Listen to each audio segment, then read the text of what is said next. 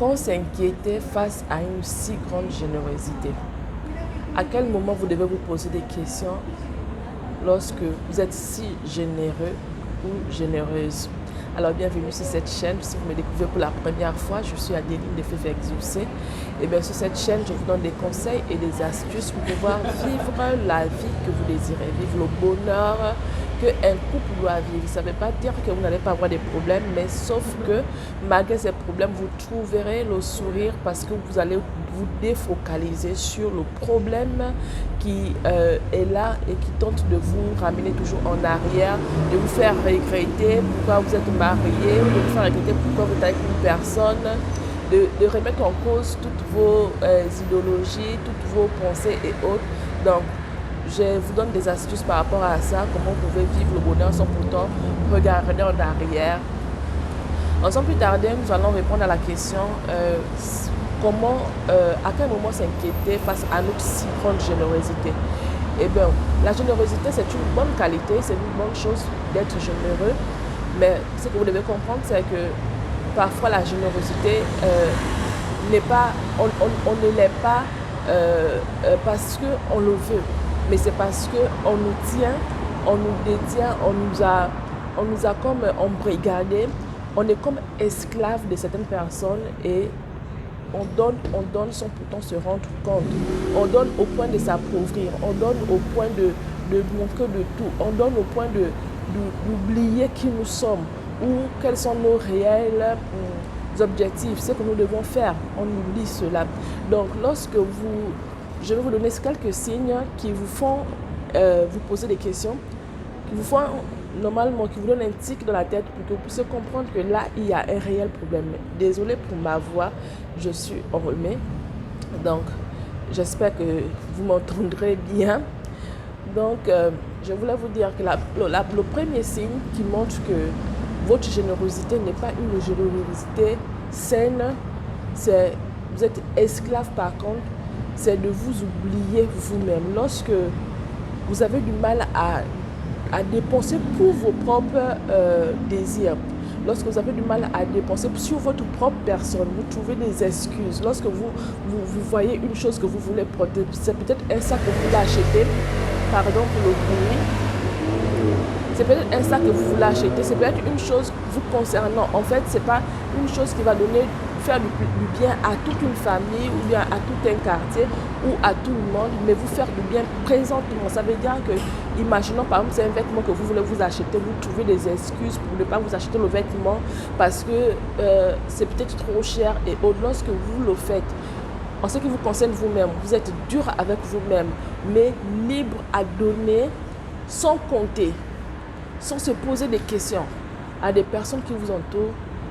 Là, vous avez toutes les raisons pour pouvoir vous rapprocher du Seigneur, pour que le Seigneur vous dise ce qui ne va pas, parce que ça, c'est un signe que quelque chose ne va pas en vous.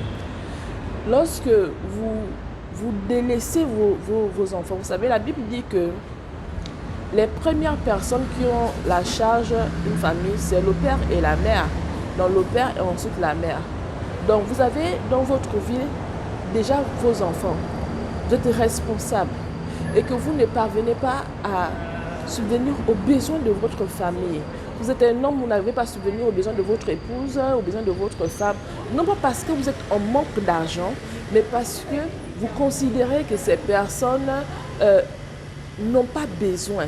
Elles n'ont pas besoin et que ce soit par exemple le parent, que ce soit le frère, la soeur, le cousin, les neveux, les nièces, vous dépensez facilement pour ces personnes. Mais pour les personnes qui sont dans votre maison, les personnes qui sont à votre charge, vous trouvez que c'est difficile pour pouvoir dépenser pour ces personnes. Vous comptez, vous allez même jusqu'à ne pas vouloir faire en sorte que ces personnes soient heureuses. Vous préférez voir l'extérieur heureuse. Vous avez une raison pour vous poser des questions. Parce que votre générosité, elle n'est plus normale. Elle n'est plus normale. Parce que quoi de beau de pouvoir là-bas s'occuper de son intérieur. Vous savez, s'il y a des personnes qui vont vous manquer de respect tout au début, ça ne va pas être l'extérieur. ça va être chez vous parce qu'on va constater que à l'extérieur, tout le monde vous aime, vous êtes généreux et autres, mais en ce qui concerne votre maison, votre famille, tout le monde souffre, les gens mangent, on compte tout ce qu'on mange, on a du mal, on peine pour s'habiller, on peine pour boire, on peine pour manger, on peine pour tout. Et lorsqu'on se met à demander à cette personne qui est généreuse, on constate que la personne trouve toujours quelque chose à dire ou elle ne vous donne pratiquement rien. Vous avez une raison de vous poser des questions. Vous avez une raison d'aller vers le Seigneur parce que ça, c'est pas normal. Ça veut dire que votre générosité n'est pas une générosité vaine. Elle n'est pas une générosité naturelle. Elle n'est pas une générosité... ça ne vient pas vraiment de vous. Ça veut dire que vous êtes comme esclave quelque part. Vous êtes comme esclave quelque part dans le sens où vous devez vous occuper seulement des gens qui sont à l'extérieur, mais jamais de vous et de votre famille. Parce que vous savez, on a tous grandi, on grandit d'une famille, mais par la suite, on forme sa famille. Et lorsque tu formes ta famille, tu as le droit de t'occuper de ces personnes, de faire en sorte que ces personnes soient toujours à l'aise, de faire en sorte que ces personnes ne manquent de rien. Mais si tu arrives à laisser ces personnes souffrir la chair de ta chair, la personne avec qui tu as décidé de vivre toute ta vie, tu peux faire laisser ces personnes-là souffrir et aller t'occuper de l'extérieur.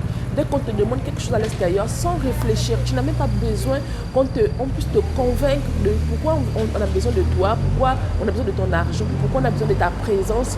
On ne te convainc même pas, mais tu t'élèves automatiquement et tu vas faire une chose. Ça veut dire que cette générosité n'est pas simple. Cette générosité c'est de l'esclavage. Il y a une main noire qui est sur toi et qui te permet de toujours dépenser pour l'extérieur et jamais pour toi et ta famille. Il faut te poser énormément de questions. Il faut aller vers le Seigneur et tu vas voir les autres qui vont souffrir. Tu vas comprendre qu'il y a des personnes qui ont peut-être utilisé ce que tu leur as toujours donné à leur fin, qui sont allés voir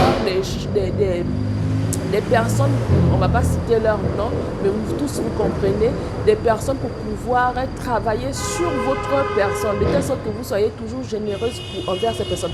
Et vous allez constater que par la suite, lorsque vous n'allez plus jamais donner à ces personnes vont devenir vos ennemis. Quand vous constatez seulement un seul instant que vous ne donnez plus, ces personnes vont devenir vos ennemis. Ils vont commencer par parler du mal de vous. Ils vont commencer par dire des choses sur vous. Ils vont commencer par, si vous êtes un homme, ils vont commencer par en vouloir votre épouse, vos enfants. Si vous êtes une épouse, ils vont commencer par en vouloir votre mari, vos enfants.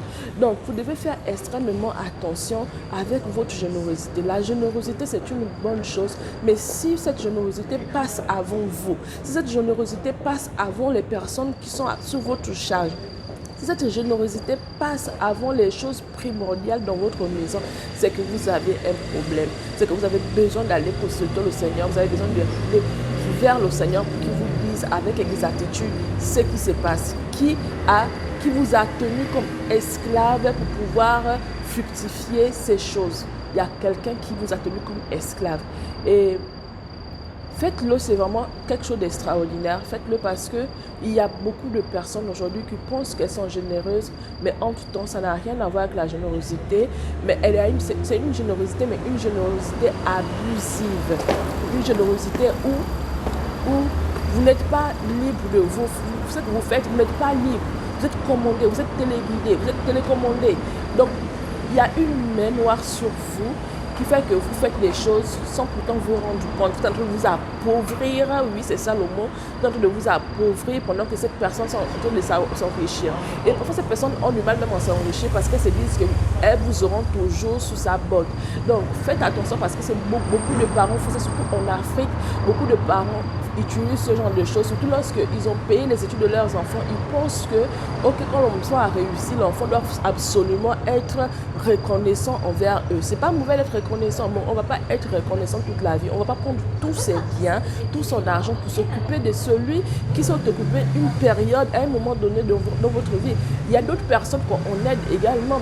Il n'y a pas que vous. Et ce que les gens doivent comprendre, c'est qu'on a grandi, on a aussi déjà des familles, il faut s'occuper de nos familles. Mais si vous ne voulez pas qu'on s'occupe, déjà vous ne connaissez pas, vous ne connaissez même pas les noms des enfants de cette personne, vous ne connaissez même pas les problèmes que cette personne a, vous ne connaissez même pas ce qu'elle traverse, mais vous Ce qui vous importe, c'est que son argent, son temps, tout ce qu'il a, ça doit toujours être pour vous. Non, commencez par relâcher. Il y a d'autres personnes qui le font. Peut-être que vous n'avez pas une main mise sur l'enfant, mais sachez que le diable passe toujours par plusieurs moyens. Si vous avez déjà cet esprit en vous, le diable peut vous saisir et puis profiter de votre manière d'être pour pouvoir saisir cette personne. Et cette personne sera saisie pas parce que vous avez voulu, mais c'est parce que vous, dans votre comportement, vous pensez que cette personne vous appartient. Vous pensez que ce qu'elle a réussi, c'est pour vous. Non, ce n'est pas pour vous. Vous avez aidé une personne à un moment, c'est normal que la personne puisse s'occuper aussi des siens. Si elle s'occupe de vous, tant mieux. Et le plus souvent, elle s'occupe de vous, mais vous demandez plus. Attention, messieurs et mesdames, si vous passez par ce genre de situation, attention si vous constatez que vous avez ce genre de générosité, si vous êtes prompte à donner de cette façon, tout en vous oubliant, sachez que vous avez un problème. Alors à la prochaine vidéo.